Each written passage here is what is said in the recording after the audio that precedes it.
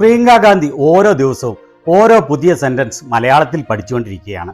ഇങ്ങനെ പോയാൽ ആത്മാർത്ഥമായി ശ്രമിച്ചാൽ ഏതാനും നാളുകൾ കൊണ്ട് ഡീസന്റായി മലയാളം പറയാൻ അവർക്ക് സാധിക്കും. ഇവിടെ സുൽത്താൻ ബത്തേരിയിലെ അവരുടെ പ്രസംഗത്തിൽ ആദിവാസി സമൂഹങ്ങളെക്കുറിച്ചും അവരുടെ അവകാശങ്ങളെക്കുറിച്ചും പ്രിയങ്ക സംസാരിക്കുകയാണ്. അതുപോലെ ഒരു ജനപ്രതിനിധി എങ്ങനെയായിരിക്കണമെന്നും ജനങ്ങളുമായി അവർക്കുള്ള ബന്ധം എങ്ങനെയായിരിക്കണമെന്നും വിശദീകരിക്കുകയുമാണ്. മറ്റൊരു ശ്രദ്ധേയമായ കാര്യം സംസാരിക്കുമ്പോഴുള്ള അവരുടെ പുഞ്ചിരിക്കുന്ന മുഖമാണ്. എപ്പോഴും പുഞ്ചിരിച്ചുകൊണ്ട് സംസാരിക്കണം എന്ന് അല്ല ഞാൻ ഉദ്ദേശിച്ചത്, മറിച്ച് ജനങ്ങളോടുള്ള പൊതുവായ പെരുമാറ്റം എങ്ങനെയായിരിക്കണം എന്നാണ്. ഇന്നത്തെ ഇന്ത്യയിൽ ഇങ്ങനെയുള്ള എത്ര രാഷ്ട്രീയക്കാരുണ്ട്. എല്ലാവർക്കും നമസ്കാരം. നിങ്ങളുടെ സ്നേഹത്തിന് നന്ദി.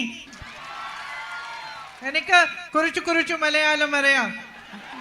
3 lines I've learned, one more line I learned today, and slowly every day I learn one new line. എനിക്ക് ഇതുവരെ 3 വാചകങ്ങൾ മലയാളത്തിൽ പറയാം. ഇന്ന് ഞാൻ പുതിയ ഒരു വാചകം കൂടി പഠിച്ചു. പതുക്കെ ഓരോ ദിവസവും ഞാൻ ഓരോ പുതിയ വാചകങ്ങൾ പഠിച്ചുകൊണ്ടിരിക്കും. My dearest sisters and brothers, എൻ്റെ ഏറ്റവും പ്രിയപ്പെട്ട സഹോദരി സഹോദരന്മാരെ, thank you for being here at this meeting.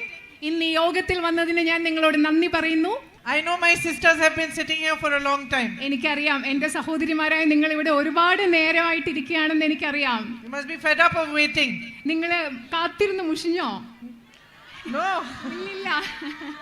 But I want to say that wherever I have been in Wayanad, the whole Lok Sabha, everywhere, whether it is here in Bathery or lower down or any part of Wayanad I have been showered with love from you. ഞാൻ നിങ്ങളോട് ഒരു കാര്യം പറയട്ടെ. ഈ Wayanad parliament Lok Sabha മണ്ഡലത്തിന്റെ ഏത് ഭാഗമാകട്ടെ, ഇത് ബത്തേരി ആകട്ടെ, താഴെ പോകുമ്പോഴാട്ടെ, ഞാൻ എവിടെ പോയാലും നിങ്ങൾ എൻ്റെ മേലിങ്ങനെ സ്നേഹം ചൊരിഞ്ഞുകൊണ്ടേ ഇരിക്കുകയാണ്.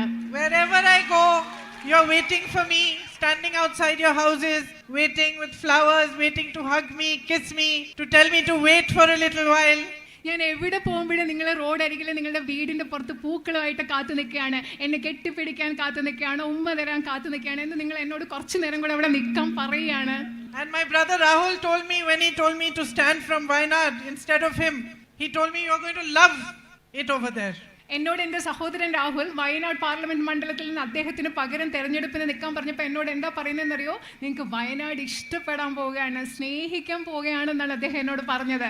But I didn't realize how much I would love it. പക്ഷേ എനിക്ക് മനസ്സിലായില്ല, എനിക്ക് അന്നേരം തിരിച്ചറിയാൻ പറ്റില്ല ഇത്രയും സ്നേഹം എനിക്ക് കിട്ടുമെന്ന് അന്നേരം എനിക്ക് അറിയില്ലായിരുന്നു.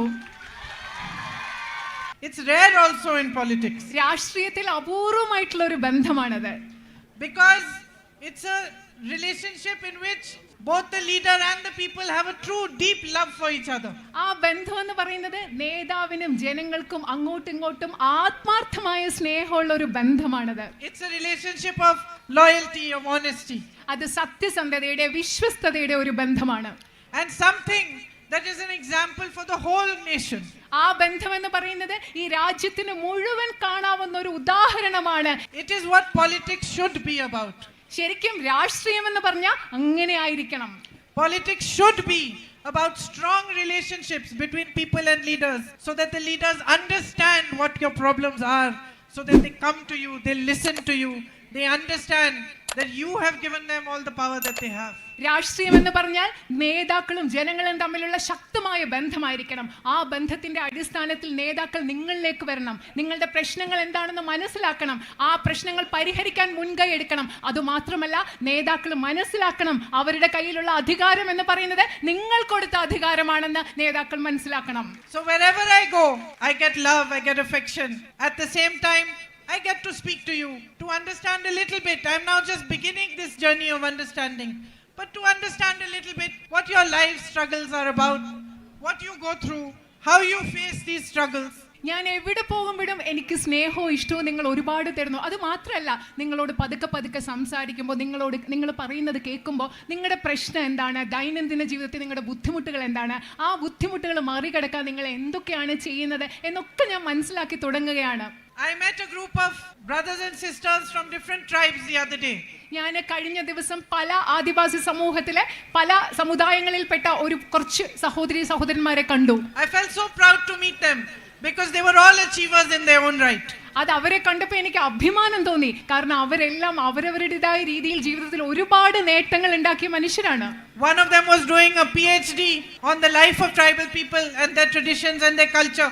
ആദിവാസി സമൂഹത്തിന്റെ ജീവിതം എന്താണ്, അവരുടെ പാരമ്പര്യം എന്താണ്, സംസ്കാരം എന്താണ്, അതിൽ PhD ഡോക്ടറൽ ഗവേഷണം നടത്തുകയായിരുന്നു അതിലൊരാൾ. Another one was running an NGO. മറ്റൊരാൾ ഒരു NGO നടത്തുകയായിരുന്നു, ഒരു സന്നദ്ധ സ്ഥാപനം നടത്തുകയായിരുന്നു. Two of them had written a beautiful book about all your traditions, your culture, how you harvest honey, how you interact with the forest, with the land, everything. മറ്റു രണ്ടുപേരും ഒരു മനോഹരമായ പുസ്തകം എഴുതി. എങ്ങനെയാണോ നിങ്ങൾ കാട്ടിൽ പോയി തേൻ ശേഖരിക്കുന്നത്, എങ്ങനെയാണ് കാടുമായിട്ട് നിങ്ങൾ ഇടപെടുന്നത്, നിങ്ങളുടെ സമൂഹത്തിലെ കാര്യങ്ങളെ കുറിച്ച് മറ്റു രണ്ടുപേരും ഒരു പുസ്തകം എഴുതിയിരുന്നു. And it was a pleasure to talk to them. അവരോട് സംസാരിക്കുക എന്ന് പറയുന്നത് എനിക്ക് വലിയ സന്തോഷമുള്ള ഒരു കാര്യമായിരുന്നു. But at the same time they told me what a difficult time they had and how much of a struggle it had been for them to come so far. പക്ഷേ അതേസമയം അവർ പറഞ്ഞു അവർക്ക് എന്തുമാത്രം ബുദ്ധിമുട്ടുകളുണ്ട്, ഇവിടം വരെ എത്താൻ അവർക്ക് എത്രമാത്രം ബുദ്ധിമുട്ടുകളിലൂടെ കടന്നു പോകേണ്ടി വന്നു എന്നും അവരെന്നോട് പറഞ്ഞു. Most importantly, they told me how the basic health facilities are difficult to access in their areas. അവരെന്നോട് ഏറ്റവും പ്രധാനപ്പെട്ടതായി പറഞ്ഞത് അവർ താമസിക്കുന്ന പ്രദേശത്ത് അടിസ്ഥാന ആരോഗ്യ സൗകര്യങ്ങൾ ലഭിക്കുക എന്നുള്ളത് എത്ര ബുദ്ധിമുട്ടാണെന്നാണ് അവർ പറഞ്ഞത്. If a child is unwell, if you need a doctor or a hospital, it's very difficult to get it. ഉദാഹരണത്തിന് ഒരു കുഞ്ഞിന് സുഖമില്ല, നമുക്കൊരു ആശുപത്രി പോകണം, ഒരു ഡോക്ടറെ കാണണം, അത് വലിയ ബുദ്ധിമുട്ടാണ്. And here, as you know, there's a long standing demand in Mananthavadi that you should have a medical college. നിങ്ങൾക്കറിയാം, അത് മാത്രമല്ല ഇവിടെ ഈ പാർലമെന്റ് നിയോജക മണ്ഡലത്തിൽ ഒരുപാട് കാലമായിട്ടുള്ള ഒരു ആവശ്യമാണ് മാനന്തവാടിയിൽ ഒരു മെഡിക്കൽ കോളേജ് വേണമെന്നുള്ളത്. For which my brother has also worked very hard. അതിനുവേണ്ടി എന്റെ സഹോദരൻ വളരെ കഠിനമായി പ്രയത്നിച്ചിട്ടുണ്ട്. And it's a struggle, it's a fight that I will continue. അതിനുവേണ്ടി നിങ്ങളുടെ മെഡിക്കൽ കോളേജിന് വേണ്ടിയുള്ള പോരാട്ടം എന്ന് പറയുന്നത് ഞാൻ തുടരാൻ പോകുന്ന ഒരു പോരാട്ടമാണ്. The tribal areas also have difficulty accessing good education, especially higher education. നമ്മളുടെ ആദിവാസി മേഖലകളിൽ പ്രത്യേകിച്ചും വിദ്യാഭ്യാസ സ്ഥാപനങ്ങളുടെ ബുദ്ധിമുട്ടുണ്ട്, പ്രത്യേകിച്ചും ഉന്നത വിദ്യാഭ്യാസ സ്ഥാപനങ്ങൾ ലഭിക്കുക എന്നുള്ളത് ബുദ്ധിമുട്ടാണ്. And this whole area has so much potential.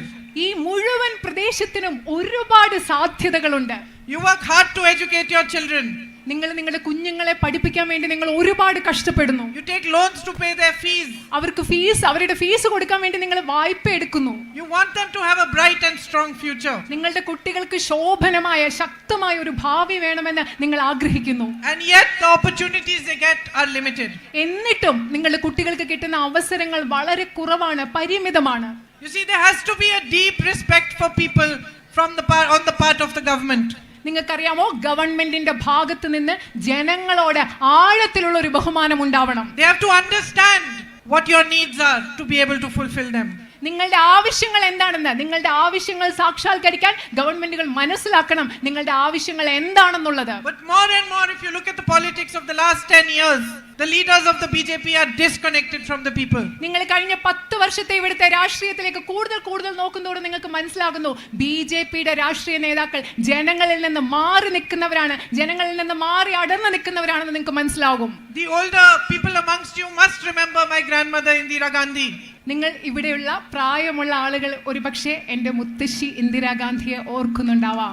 And what a deep respect and connection she had with the tribal people of India. എൻ്റെ മുത്തശ്ശി ഇന്ദിരാഗാന്ധിക്ക് ഇന്ത്യയിലെ ആദിവാസി സമൂഹത്തിൽപ്പെട്ട ആളുകളോട് വളരെ ആഴത്തിലുള്ള ബഹുമാനവും അതുപോലെയുള്ള ഒരു ബന്ധവും ഉണ്ടായിരുന്നു. She always told us that your way of living, that you were connected to the forests, to the land, to the waters of the earth, this was the right way of living. എപ്പോഴും എൻ്റെ മുത്തശ്ശി ഞങ്ങളോട് പറയായിരുന്നു നമ്മുടെ ആദിവാസി സമൂഹത്തിന്റെ ജീവിത രീതി എപ്പോഴും ഭൂമിയായിട്ടും പ്രകൃതിയുമായിട്ടും ജലവുമായിട്ടും വനവുമായിട്ടും ഒക്കെ ബന്ധപ്പെട്ട് ജീവിക്കുന്ന ആദിവാസി സമൂഹത്തിന്റെ ജീവിത രീതിയാണ് യഥാർത്ഥ ജീവിത രീതി എന്ന് പറയുമായിരുന്നു. And as the world advances, it is also turning back to these traditional ways of living. അത് മാത്രമല്ല, ലോകം ഇന്ന് പുരോഗതി പ്രാപിക്കുമ്പോൾ നമ്മൾ പണ്ടത്തെ പരമ്പരാഗതമായ ജീവിത ശൈലികളിലേക്ക് നമ്മൾ മടങ്ങി വരികയാണ്. Learning how to balance the environment with livelihood. അത് മാത്രമല്ല, പ്രകൃതിയും നമ്മുടെ ജീവനോപാധിയും അത് തമ്മിൽ ഒരു സന്തുലിതാവസ്ഥ നമ്മൾ എങ്ങനെ ഉണ്ടാക്കിയെടുക്കുമെന്ന് ചിന്തിക്കുകയാണ്. And it was on the basis of this understanding that Indira Gandhi ji had, that she did so much for the rights of the tribal people.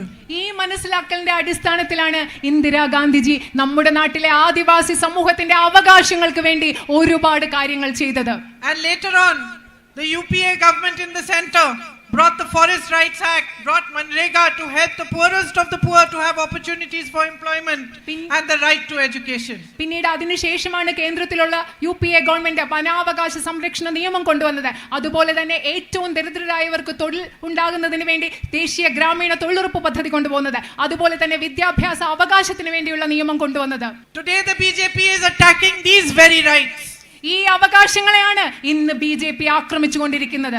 Across India it is snatching the land of the tribals and handing it over to big businessmen friends. ഈ രാജ്യം മുഴുവൻ ആദിവാസി സമൂഹത്തിൽപ്പെട്ടവരുടെ ഭൂമി എടുത്തു മാറ്റിയിട്ട് അവരുടെ വലിയ അതിസമ്പന്നരായ വ്യവസായികൾക്ക് നൽകുകയാണ് BJP ചെയ്യുന്നത്.